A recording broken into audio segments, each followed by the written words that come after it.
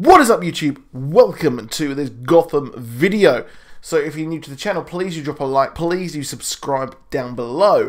And it's been quite a while since I've done a Gotham video because I believe I missed the one before the break due to Justice League, and well, we also had no episode last week due to Thanksgiving. But the war has hit Gotham City finally, that has been brewing all season. We've got Sophia Falcone going loco, not going loco, but proving that she is just 10 steps ahead of poor old Cobblepot, who she's literally wrapped around her little finger even.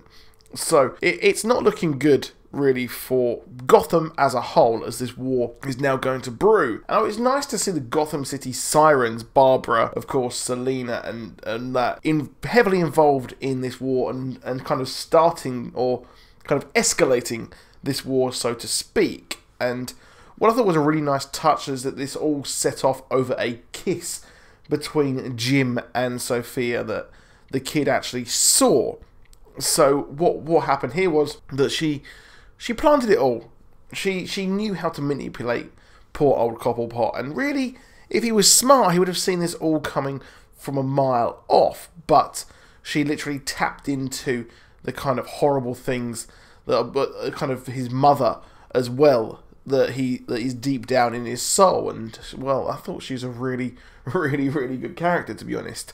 And it's been a nice touch this season, and seeing those kind of have that relationship, and you know it's all going to go south, heavily south, to be honest. I'm surprised he trusted her after with Carmine and everything that went on with that. So it's kind of a bit of a surprise that he trusted her, but obviously he's blinded for his hatred for Jim Gordon and his need to be completely and unequivocally in charge of absolutely everything. So she's manipulated him that way again, and well, she's on the back foot constantly this episode, kind of, as well. We actually see her captured by our birds, or sirens, so to speak. So it was really cool. I think the way that worked out, and Barbara was a really unsung hero of this episode in regards to her acting. I thought that the actor was really strong here, to be honest. A great way of showcasing everyone. We also had Lee in the Narrows as well, with a very cool subplot. I'm actually surprised. I'm enjoying her story, her kind of rise to power, of course. And the Narrows are, of course, going to be unite possibly with Falcone, maybe to take on Cobblepot as well, because well, it's not looking good for everybody, like I said, anyone in Gotham. So we've got quite a lot of threads moving on at once. And really, we've got Bruce, who has been out of the game. I'm not sure, I can't remember if he was in the last episode or not, but in this one, he wasn't present really at all. So it's moving on from him, and they're kind of showcasing the wider world of Gotham, as opposed to of Batman, which, you know what, I don't mind, because if you show too much of him being the Batman, and really I'm not that interested in him kind of living this Bruce Wayne persona per se. I like the fact that he does it because he has to maintain some kind of fake personality, but him actually doing it because he wants to do it and is going off the rails, it's just not really, I don't really like that characterization. But he's in the trailer for next week, you know, so we've got that going forward. And really, I really did enjoy this episode. It was a lot of fun. And like I said, Lee was really good in this episode as well, with the poison and things like that. So that whole story over in the kind of like the Fight Club, she's a new queen of the Narrow, kind of like uniting them and showing that she's not going to be a victim at all, when the guy thought that he could get one up on her, and well, she proved him completely and utterly wrong. Did like how she tried to call his bluff with the Narrows virus, Narrows flu, whatever they called it. So I would have liked to see that more play out. It would be interesting if she used that as some kind of control, this fake kind of illness, which would have been good. But she's done it, she's now taken control because, well, she's managed to poison him, which is what I can see. I can't see her being a fighter or anything like that, but I can see her using like her medical skills to fight, which I think was really good here. And she's backed up by Edward Nygma, who still doesn't have his mind back, which is the weakest part of this season by a long shot. And I was really gutted that we still haven't got him. I was really excited when we got busted out of the Iceberg Lounge kind of frozen prison that he was in. But we don't really see much more of him becoming the Riddler. But we did see a tease. His kind of Riddler persona is in his brain. It's come back to him.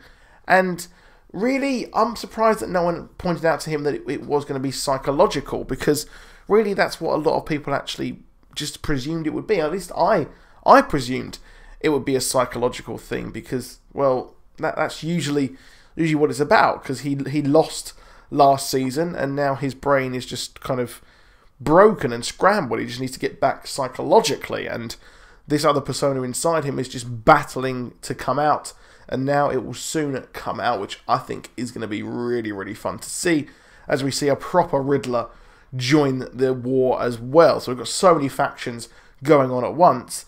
And what I really liked about the trailer for next week's episode, so we're going to get to the big part of that towards the end of this video, but I like the fact that Bruce Wayne or Alfred is kind of getting Bruce Wayne back from his, kind of craziness that he's doing now, because, well, the city's on fire, basically, because of the fight that's going on.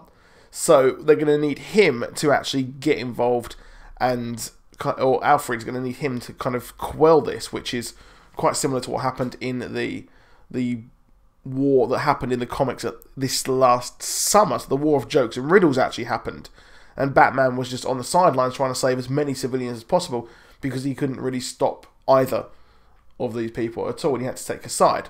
So I'm not sure if we'll see that here. We also had the Professor Pig storyline happen as well, and well, it's weird, because I thought that would be over. I thought it'd be over maybe in the first episode of Professor Pig. I thought it would be over last week.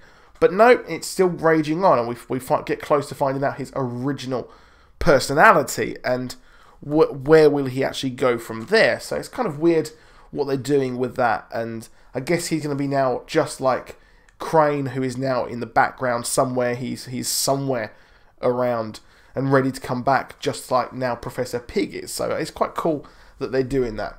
But Jerome is back. He is back next week for the mid-season finale. This is going to be something else. It's finally he is back, and he will actually be helping the Penguin. So I presume the Penguin will actually be busting him out of Arkham Asylum, because it's pretty much a revolving door of criminals there, to be honest, isn't it, in Arkham Asylum, which we saw this week, and we saw Professor Pig go loco on some guy with a vinyl disc. So yeah, it was pretty funny. But I expected possibly to see more of Jerome in there. But no, he is back, and he's just sitting there with his evil laugh. He has, I'm not sure if that's makeup that he's got on him. It looks like, to me, in the trailer, he has the green hair. So he's positioning to be more like the Joker, but the show's creators said that he'd never be the Joker. So what is he? If he's not the Joker, if he's dressed like the Joker, he has the same hair as the Joker, he has the same makeup as the Joker, what actually is he? So I can't help but think maybe the Joker's going to take inspiration from him, which I think would be really stupid. What is he going to do this season? I think what we'll see is him be busted out and be released like an absolute menace across Gotham City as he takes his side with the Penguin, and I think that maybe he'll lose control, or Penguin will probably lose control of Jerome, who, you know what, you can't control him, to be honest, can you? You can't control Jerome one iota, so it's not looking good at all for Gotham even when Jerome comes out. So I expect that's possibly what will trigger Bruce Wayne to put on his dodgy little mask again and go and fight. However, that is it for this video. Please drop a like, please do subscribe, and I'll see you soon. Goodbye.